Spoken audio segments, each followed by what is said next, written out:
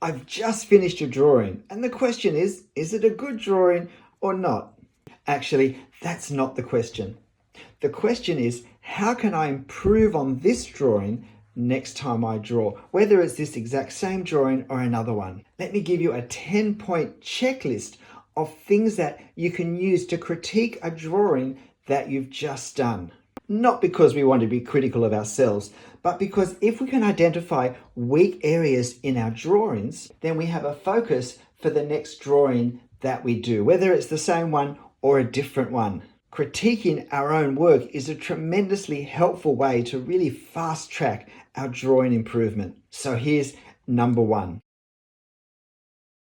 Possibly the most important area to check in our drawings, particularly if we've done architecture, is the perspective angles. Have we got them correct? Because if they're not correct, they can spoil whatever work we've put into the other detail. And the easiest way to do it is to line up our reference in our drawing and just get a line that we can get from a ruler or a pen and just slide it across and see how accurate is that.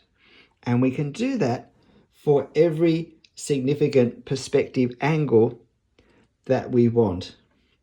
And don't forget the other side of the building too, where the lines may not be as extreme.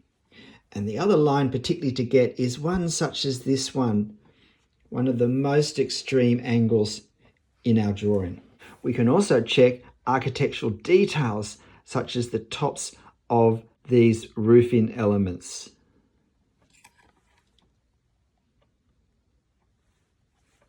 And it should work in this direction as well.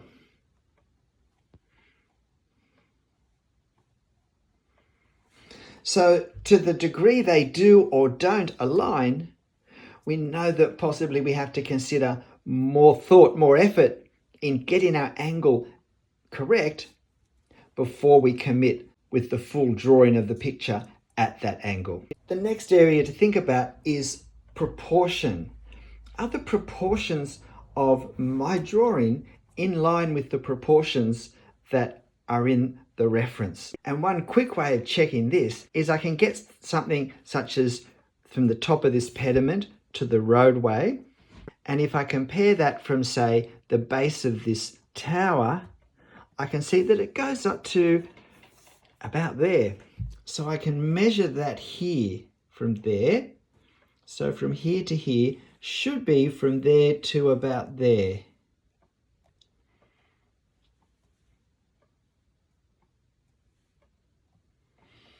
And so possibly my tower could be just a little bit taller. The proportions aren't quite right.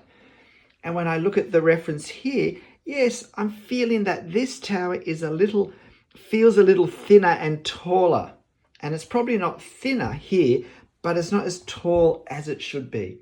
So that's a great way. And of course, I can check any of the proportions on any of my drawings that way. So check the proportions. Have I eyeballed them correctly? If not, I know that's an area I can give a little more work to. Third area is the form of an object in my drawing. The sense of 3 dimensions. So, do I get a feeling that this is a square box coming at me? That this is a rounded structure? That this is a dome, a half spherical object on top of this cylinder?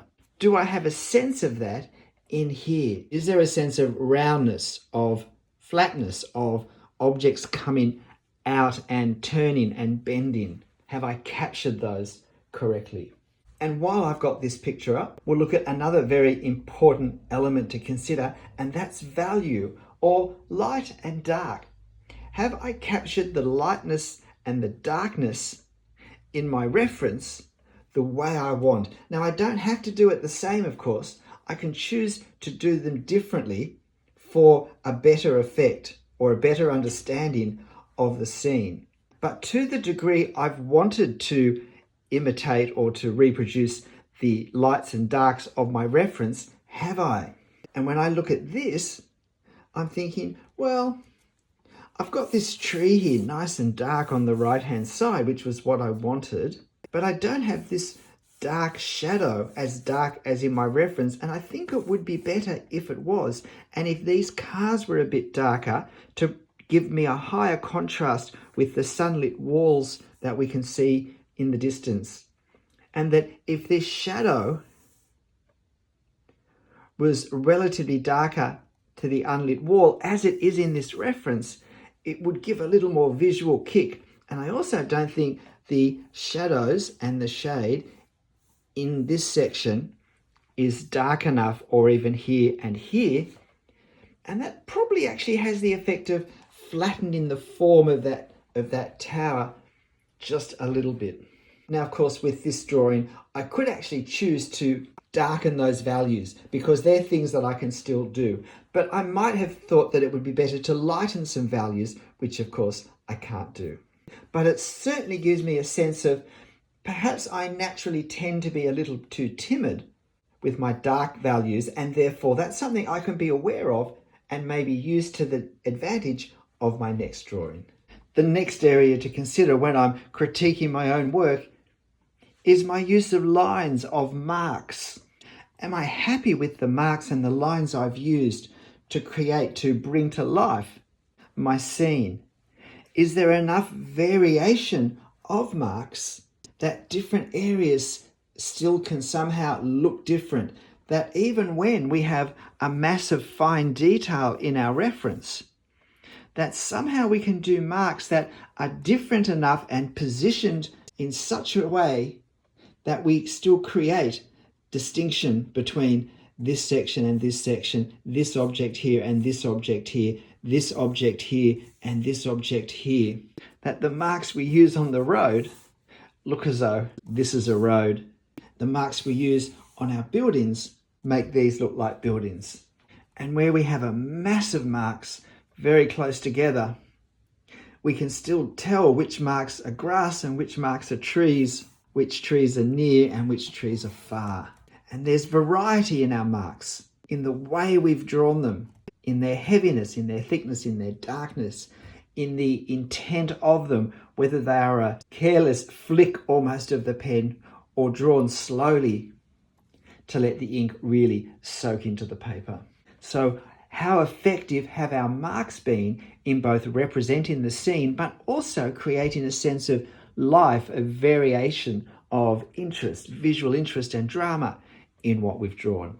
And importantly, have I avoided lots of heavy outlining type marks where I put an unnatural emphasis on edges, on surroundings, on corners, or I just find that I do a heavy outline around silhouettes without even thinking about it? That ends up creating an unnatural appearance to my subject. The next point to think about is texture. Where my subject has a lot of texture, do I create a sense of this texture in my drawing? How do I represent things that are very difficult to draw in detail or impossible to draw? When I have leaves in a tree, possibly in shadow, when I have branches that are rounded, when I have walls made of stone, when I have corrugated iron, when I have bricks, and when I have variations of all of these different types in different places, do my leaves on one bush at one distance look different from my leaves on another or in another location? Do I create variety with my marks with textures where there is variety in real life? Or do they all end up looking a bit the same, that I only have one way of doing leaves, and regardless of whether it's a shrub near or far or a tree, it all ends up looking pretty similar? How have I gone with textures? Does it look like if I walked on the surface barefoot, I'd be pulling things out of my foot? Is that the feeling I get from the way I've drawn the various surface elements that we have? Another really important area to consider when we're critiquing our drawings is the way we've handled depth. The way our scene has a sense of closer, not so close, and further away. And particularly if it's a scene where there is a very long distance between the closest elements, such as these hikers in the front here, and the furthest elements, the castle up on the crag in Edinburgh, And then there's a mid-range as well, that we have a sense when we look at the scene that we're traveling through the scene to the furthest point. Even though we're actually only looking at a flat two-dimensional sheet of paper, there is no depth here. But if my scene has depth, have I created a feeling of depth by the way I've manipulated all the elements that we can manipulate to create a sense of depth? I have a few videos on that if you're interested.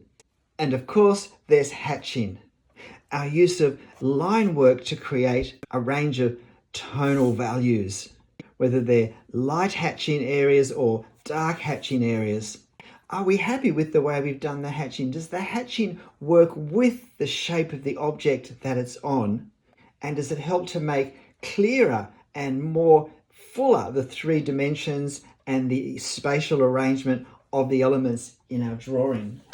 Do we feel that they really bring value, no pun intended, to our scene, whether we combine them with ink or colour, or whether we leave just the lines, just the hatch lines themselves?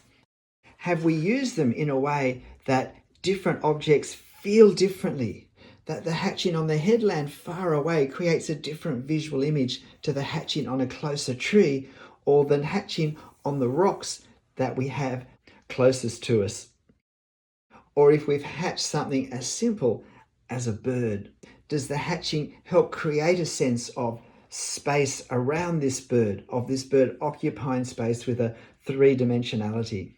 Or has our hatching in a way made our objects look flat or awkward, or just obscured what they are, or made several items just all merge into each other? Has our hatching been successful? Because if we're not happy with our hatching in any part of one of our drawings, it's a great area to consider. How might I have done this hatching differently to create a better effect? And the final area is the easiest one of all. Is there anything else about the drawing that doesn't jump into one of those categories that I think works well or doesn't work well? And if so, is there something to bear in mind in the next drawing? Maybe the angles are okay. Maybe the hatching lines are okay. Maybe the different marks differentiate different types of objects okay. Maybe there's a sense of depth from one part of the scene to another. But maybe I just think in parts I've just put too many lines in too small a place, and that it's just a little bit over busy with lines. There's nothing wrong with any one of them, but in parts there's just too many of them. Sometimes there are things that we end up not being happy about that don't fit into one of the 9 categories I've already mentioned. And it's good to bear them in mind as we move on to our next drawing. And this point, and we'll use this drawing that we've seen already, is foreshortening. Just check my foreshortening. Have I narrowed things enough when they move away from me that these window spaces become narrower and narrower, so that by the time we get right up here, we see very little of the very dark section of the window? And also that we actually change what we see as the window moves along as well in each direction. Have I captured that? Because if I haven't, then my objects, particularly my buildings, can end up being stretched too far along to what they are in the reference. Have I foreshortened enough to keep the overall proportions correct? G'day, I'm Stephen Travers. I hope you found these 10 things to consider when we have a second look at our drawing helpful. I would suggest not doing it as soon as we finish a drawing, but to wait till the next day, when I think we can see a drawing sometimes with fresher eyes, to almost see it more as someone else seeing it for the first time. By being able to focus on particular techniques and particular aspects of drawing that we could improve on, it helps us to focus on them when we draw. It may even help us to deliberately choose to include more subjects that give us practice with those things. Or it may encourage us to perhaps go back a little if we've run too far ahead in what we try and draw, and choose some simpler subjects where the demands of those particular techniques aren't as large, so we can learn them and develop them and make them stronger in an easier context. Understanding what we haven't quite got right and working to improve it is an important part of learning any skill at all, including drawing. So I hope this helps you learn the skill of learning to improve. But look, whatever you draw and however you draw it, make sure you have fun. I'll see you next time. Bye.